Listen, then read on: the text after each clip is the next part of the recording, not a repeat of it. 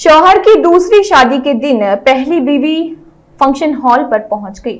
Doctor सना समरीन के शौहर सैयद नसीर उर्फ खलील ने धोखा देते हुए दूसरी शादी की।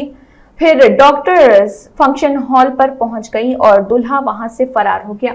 यह वाकया संतोष नगर पीएस लिमिट हैदराबाद का बताया गया है। देखिए पहली बीवी का क्या कहना है। 2019 को मेरी शादी सैयद नसीर से हुई थी, जो मादनापेट के रहने वाले हैं। शादी के बाद से चुल्लों के डिमांड शुरू हो गए थे पैसों के वास्ते। शादी के बाद और एक्स्ट्रा सोना डिमांड करे तो मेरे पेरेंट्स वो भी दिए। शादी के बाद रियल एस्टेट प्रॉपर्टी डिमांड करे तो मेरे पेरेंट्स 500 गज का घर दिए। उसके बाद शादी के 6 महीने बाद मैं बाहर जाने की कोशिश करी तो मैं बाहर जाना बोल तो मेरे पेरेंट्स पैसे देना बोले। तो मेरे बड़े भाई यूएस से $1500 भिजाए उनको। सेकंड भाई $2500 भिजाए उनको। उसके बावजूद नहीं, मैं आके तुम्हारे लेके जाता हूँ बोल के उन्होंने यहाँ पे आ गए। लॉकडाउन होने की वजह से दोनों भी यहीं रह गए। उसके बाद से उनको यहाँ पे कुछ काम मिला नहीं। मैं प्रेग्नेंट थी, उसके बावजूद भी उनके पास कुछ काम नहीं था तो मैं कोविड में ड्यूटीज़ करके उनको पैसे देती थी। जब तक मैं पैसे दी सब अच्छा था, पैसे ले रहे थे, 5-6 लाख रुपए ले लिए। मैं शेयर मार्केट में बिज़नेस कर तुम बोल के 3 लाख रुपए लेके वो पैसे भी डुबा दिए। फिर भी मैं खामोश थी, कुछ काम करेंगे अब नहीं तो कभी करेंगे, काम करेंगे, बिज़नेस करेंगे बोल के। उसके बाद जब बॉर्डर्स खुलना शुरू हुए तो उन्होंने फरमाइश रखी कि तुम्हारे पेरेंट्स के पास से 15 लाख रुपए लेके आना, मेरे को बाहर जाना है। मैं तुम्हारे लेने आके यहाँ पे अटक गया। मेरे पेरेंट्स नहीं लगा सकते, तुम्हारे पेरेंट्स लगाना। बोली मेरे पेरेंट्स तो नहीं लगा सकते 15 लाख। तो अल्लाह मेरे ऊपर मारम तोड़ी शुरू कर दिए। मैं हॉस्पिटल में जॉब पे थी तो उन हॉस्पिटल को आके मेरे को वहाँ से झगड़ा करके घर को लाके घर में बंद करके उसके पेरेंट्स, भाई बहन सब जने मिलके मेरे ऊपर मारम तोड़ी करे। तो मैं जब ही वो घर में से 100 डायल करके पुलिस कंप्लेंट करी मादनापेट को। तो मादनापेट पीएस में कंप्लेंट करे, हमारी बेइज्जती करे, अब हम ये बच्ची को नहीं रख लेते बोल के अल्लाह मेरे को 1 साल से हमारे अम्मा के घर पे छोड़ दिए। उस वक्त पे मेरे पास 6 महीने का बच्चा था मेरा। 1 साल हो गया, 1 साल से उन्हें आ रहा ना कर रहा। ये इंसिडेंट जून में हुआ, जून 2020 में हुआ, 21 में हुआ, जून 2021 में। उसके बाद में मैं वुमेन पीएस में कंप्लेंट दी, वो केस चल रहा, नामपल्ली कोर्ट में चल रहा। 2 हियरिंग्स भी हो गए बट उसके घर वाले आ रहे ना, उन आ रहा।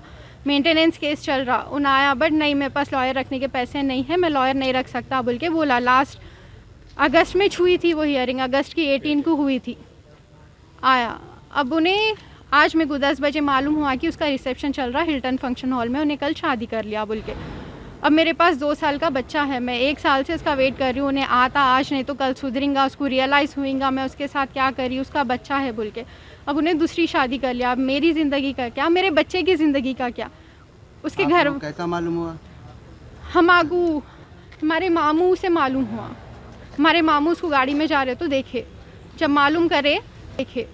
मालूम करे तो उसका वलीमा है बोल के हमारे फ़ोटोज़ भी आए। वो फ़ोटोज़ देखने के बाद जब हम गए वहाँ पे फंक्शन हॉल तो हम सामने के गेट से जा रहे तो उन्हें पीछे के गेट से भाग गया। हमारे हाथ Hilton function hall Moinbagh petrol pump के ऑपोजिट में है। ये पीएस में कंप्लेंट करी आप?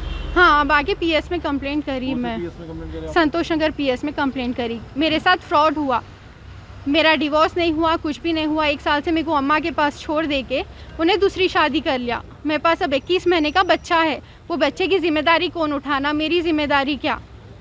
मुसलमानों में 4 मैरिज जायज़ है तो हर वाइफ को इक्वल हक देना है। 1 साल से मेरे को मेरे बच्चे को छोड़ दे के उन्हें मेरे साथ नाइंसाफ़ी करके दूसरी शादी कैसा कर लेता, मेरे को बोले बगैर, मेरे को मालूम हुए बगैर, मेरा कुछ फ़ैसला करके मेरे साथ कुछ इंसाफ करके तो कर लेना।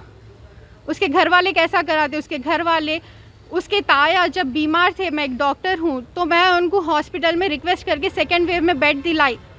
उन्होंने आज उसको घर में रख के उसकी दूसरी शादी करा रहे, जिसकी जान में बचाई ना, उन्होंने उसको घर में रख लेके उसकी दूसरी शादी करा रहे। उसके ताया, उसके खालू, उसके घर वाले सब मिले हुए हैं। और जो पैसों का है ना लालच, उसके अम्मा बाबा का बहुत है इसमें। उसके अम्मा बाबा उसको हमेशा सिखाते पैसे पूछना करके। मादनापेट में रहने वाले हैं, मस्कती ग्राउंड के पास। जॉब क्या करते हो? उन्होंने न्यूजीलैंड से आए बाद तो 1-1.5 साल कुछ भी नहीं करे। जब मेरे को मार के घर से निकाल, ये देखिए भाई, इनका नाम सैयद नसीर है, खलील के नाम से भी पुकारते हैं इनको, मादनापेट के रहने वाले हैं। और हम लोग वनस्थलीपुरम में रहते हैं। कौन से पीएस में कंप्लेंट करें आप? अभी जो है संतोष नगर पीएस को आए हुए हैं हम, वहाँ पे जो पुलिस वाले आए थे ना संतोष नगर पीएस को लेके आए, यहाँ पे कंप्लेंट दे रहे हैं अभी। वहाँ पे जब गए तो वहाँ पे पूरे पुलिस वालों के रहते हुए भी जो है उसको पीछे ही गेट से भगा के लेके चले गए फंक्शन हॉल से उसको। घर के बच्चे के लोगों को किसी को पहचानते नहीं थे आप लोग? जी, ये जो है हमारे छोटे खालू के बहन का बेटा होना है इन्हें, तो वैसा रिश्तेदारी में करने के बाद में जो है जब ये लड़ाई झगड़े हुए तो उनके बच्चे के मामू खुद भी जो है उल्ला से बात करना छोड़ दिए कि गलत है उल्ला बोल के, जो है उनके मामू भी बीच में नहीं आ रहे। अभी कई जनों से छुपा के जो है शादी कर लिया इन्हें। शादी का रौला कहाँ रहते?